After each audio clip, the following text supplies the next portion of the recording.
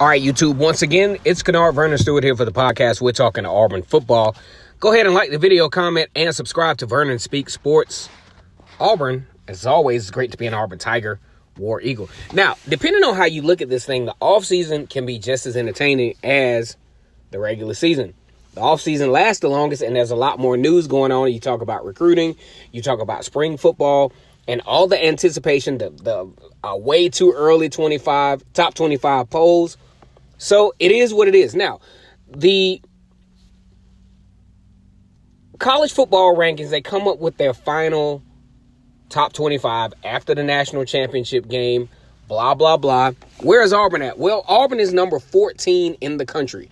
They are the second best 4-loss team in the country behind Wisconsin, right behind Notre Dame and Baylor. Now, if you look at the top 25, you look at the, you look not the top 25, but you look at the top 15 teams in the country, you're talking about a pretty elite group with LSU, Clemson, Ohio State, Georgia, Oregon, Florida, Alabama, Minnesota. These are all teams that Auburn played against. Georgia, Oregon, Florida, Alabama, Minnesota. 11-2 at worst. Okay. Now, going into the 2020 season for Auburn, you're looking at a number 8 recruiting class. Of course, if these guys can figure out a way to get Broderick Jones onto the Plains, Auburn would definitely be on to something.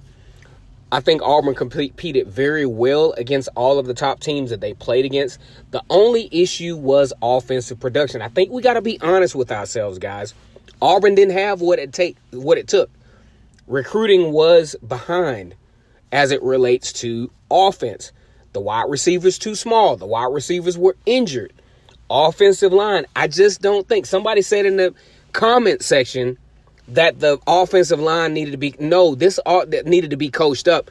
This was maybe somewhat of a coaching issue, but I think it's more so of an ability issue as well.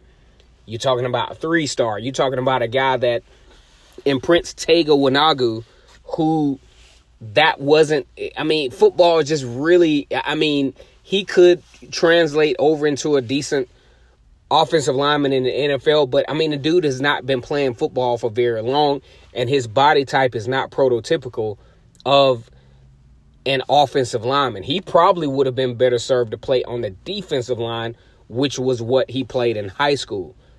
And then you look at Jack Driscoll, transfer out of UMass. You're talking about a 2-star athlete out of UMass transfer. That just doesn't translate into an elite offensive line.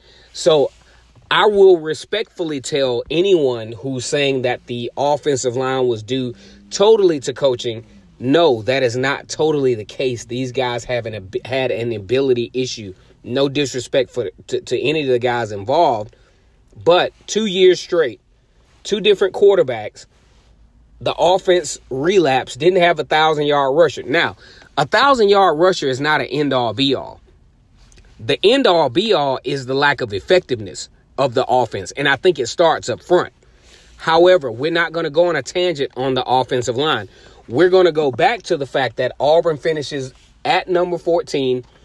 In my opinion, I think the loss to Minnesota could be deemed as a little bit on the unnecessary side. You take away the turnover by Christian Tutt, especially when Auburn had all the momentum possible.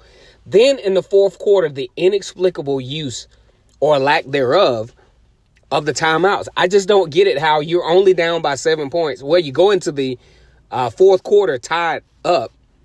You give up a big play. Of course, that's one of Auburn's MOs, is to give up big plays by mismatches with the strong and or free safety.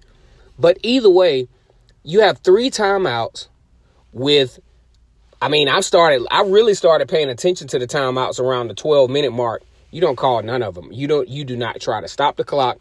I would love to know what was Gus Malzahn's modus operandi as to why he did not call any of the 3 timeouts that could have actually changed somewhat of the trajectory of the game.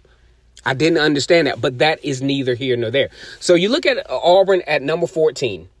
A 9-4 team, not even a double-digit win season.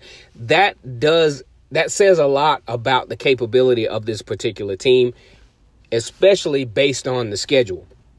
A lot of people are like, yeah, it's a waste of talent, it's all this other stuff. But when you look at it, you give Auburn anybody else's schedule, they win 10 games easily. You know, you give Auburn the schedule they got next year in 2020. That's 10 wins for this particular team, easy. How many times are you going to have a situation where you have a team that has a true freshman quarterback, a shaky offensive line, running backs, Boobie Whitlow, I have nothing against him, but, I'm 3-star, DJ Williams, inexperienced. Would have been nice to have had Asa Martin this year. So with all of those things in mind, no, a 14th ranked team is totally unacceptable for Auburn, especially when you look at the numerical concept of the recruiting classes over the past few years. You expect Auburn to be a little bit better. However, there was a lot of attrition, meaning there was a lot of players lost in those last few years.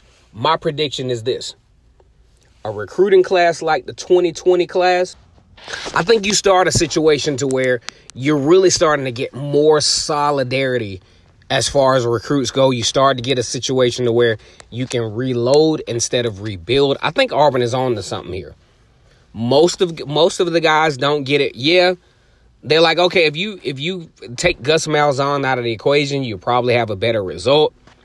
I am not in complete agreement with that because I still think when Gus Malzahn had the personnel that matched the skill set in which he could execute the type of offense that he was trying to run, one that's an attack running game, great offensive linemen, big wide receivers, I think Gus Malzahn was pretty successful. I am not here to defend Gus Malzahn. I am not a Gus Malzahn sunshine pumper, but I do know the skill set and the talent level that he had when he was successful, and that wasn't there this year. Go ahead and like the video, comment, and subscribe to the channel. Auburn finishes 14th in the final college football poll, 9-4 on the year. I think in my heart of hearts that Auburn should have won 10, and that didn't have to come from the Minnesota game. They should have actually won 10 regular season games. Go ahead and like the video, comment, and subscribe to Vernon Speak Sports Auburn. We talk about Auburn every single day, even when the football season is not going on. Subscribe to my channel, your channel. As always, it's great to be an Auburn Tiger, War Eagle.